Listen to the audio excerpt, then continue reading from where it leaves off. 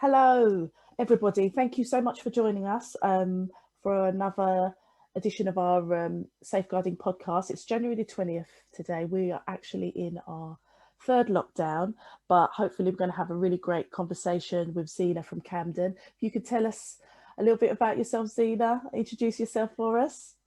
Good morning. Thank you for having me today. My name is Xena Perrick. I'm the senior practitioner in the fostering team in Camden.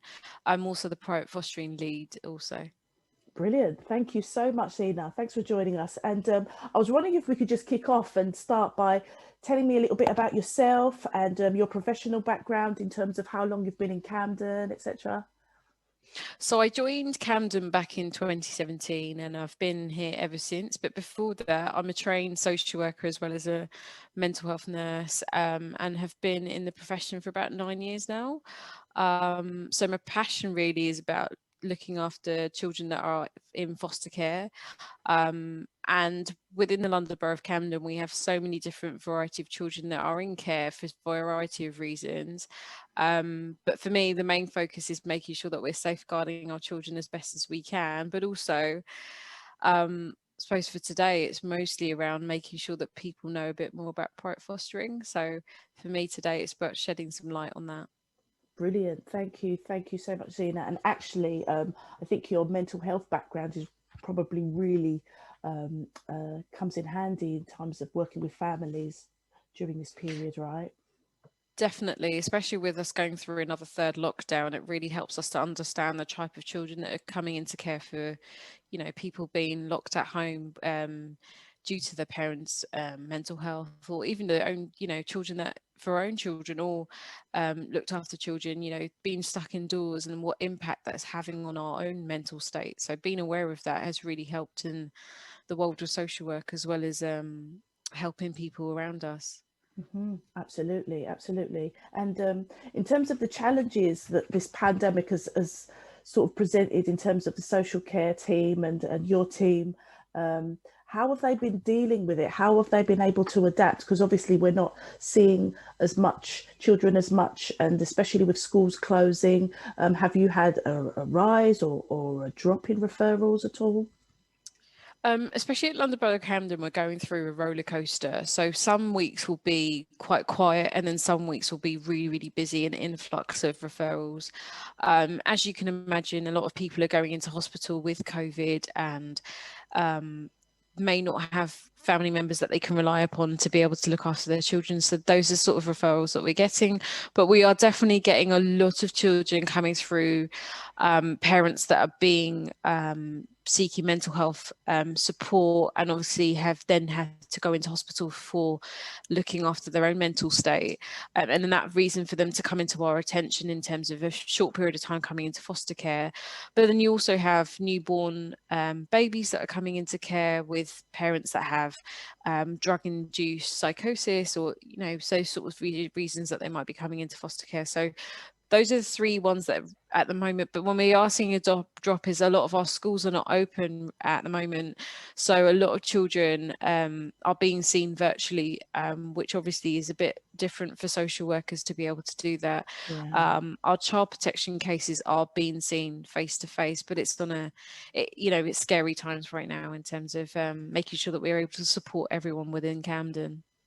And it's interesting to hear you say that there's still a little bit of that face-to-face work going on.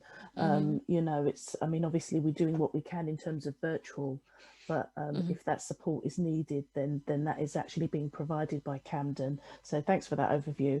And for our listeners who sort of aren't familiar with this actual term, private fostering, and what exactly it means, I was wondering if you can explain just a little bit more in terms of like a definition, textbook definition of what that is. Of course.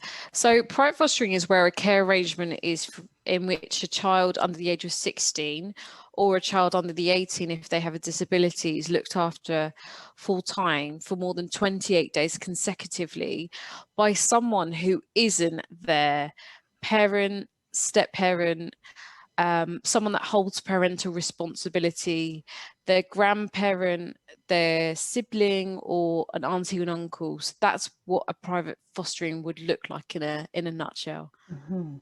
And in terms of the cultural context, I mean, a lot of this podcast goes out to a lot of our sort of BME and ethnic minority community groups. That's actually really common, isn't it? And I even think about when I was a kid, you know, you'd go stay with someone, and you know, parents would go to the Caribbean and come back, you know, and that's actually quite common and not seen as a big deal. But No, yeah.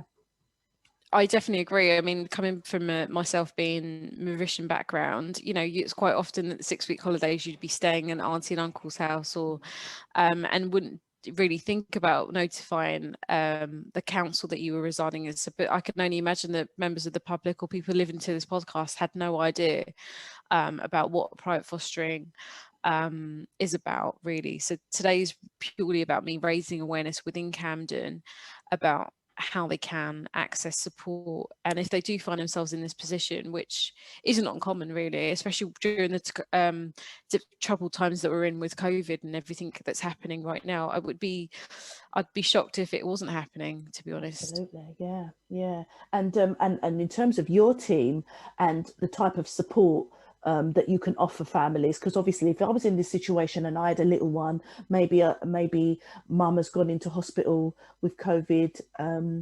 You know, they thought that there'd be a couple of days, but actually a couple of days has turned into a couple of weeks. You know, and in some cases, a couple of weeks has turned into a couple of months, and I'm having to care for this child or these children for a bit longer than I thought that I would. What kind of support can your team offer me? So in terms of support, we have a designated, myself and another colleague of mine who's another social worker. We will conduct the initial assessment and see what is happening within that family. You know, how long is this arrangement going to last for, and what would consist of support would purely be an assessment of the need right now in terms of the child that's being placed, and then also part of that would be doing the relevant checks to make sure that that child is safe. But in terms of support, we'd be signposting, so looking at if they need extra support or things like, you know, lack of food and things like that, where everyone is finding themselves in really difficult situations. So signposting to our other colleagues within different departments within Camden that might be able to offer support. So although social services raises a lot of anxiety for people that do not know what fostering is about, or what social workers, you just think, oh my god, this person's going to be taking away my child. No, private fostering is about offering that support to you and your family and your friends, and helping you along this journey that is quite a scary time right now. So all that we can do from our end is trying to support people. And today is purely about trying to iron out those grey areas around social services, and what we're there to support you and helping you along this journey. Absolutely. And I always love that term, you know, early help starts in the community.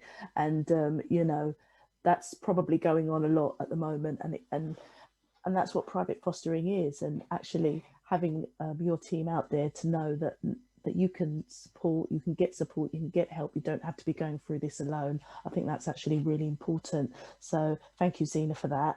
And obviously we've talked about the health, we talked about the support and the advice that they can get from your team. How does one go about making a referral to you guys? I mean, can we contact you? Do we have to go through the Camden MASH to get in contact? So there's 2 points of contact. So you can either contact myself, and I'm more than happy to, if you're not sure, if you're unclear about what private fostering is, or you're in a kind of catch-22 and you're like, I'm not sure, please do call me. So we'll be putting my telephone number afterwards, and that's another point of contact. And I'll also be putting my email address that you can contact me. But another point of call could be that you might find yourself on a weekend in a predicament, so you could contact our multi-agency safeguarding hub, which is our MASH team, and that's our front door service for London Borough of Camden, and they are a group of professionals also that will signpost you back onto myself to deal with any referrals that might be coming our way. So I would urge you, actually, if you are unsure or if you need clarity, even if you're in a predicament, just call. You know, I would much rather than have an influx of telephone calls than no phone calls at all. And you're in that situation and you're beside yourself, not knowing what support is out there for you if you are found yourself in this position. So please do call. Oh, brilliant. Thank you so much for that, Xena. That's actually quite reassuring for a lot of our community groups that are listening, and some of our faith groups as well, who obviously the decision has been taken to close our faith buildings, and they're sort of struggling. Some of our supplementary schools, I know, have been getting in contact with me to say, look, you know, families are getting in contact with them, so who to direct them to. So thank you so much for that. And I know that you've sent me some resources as well, some information, infographics. So I'm going to put all of that on the website. I'm going to put Xena's details on the website, so you can contact her. Obviously, you can contact me if you have any questions, and you can just print off all of those resources. And I know you sent me a link for a YouTube clip. What's that about, Yes. Xena, actually? So we've recently been in touch with Camden and Islington's Metropolitan Police, and they wanted a video about private fostering so that they could educate their police officers in masses. So that's something that I've done with our fostering team manager, James Carbo, and that's really worth a watch. It's really private fostering in a nutshell, but please do have a look at the materials that are out there about private fostering, and leaflets, and our website, going back to Camden's website, if you do need extra support around private fostering. But my contact details will be on there if you need further information about private fostering. Brilliant. Thank you so much, Xena. Thank you so much for your time today. I really Thank appreciate you. it. And yes, we're going to put that link for that video on the website, and you'll be able to access that from the VAC webpage, my page of safeguarding.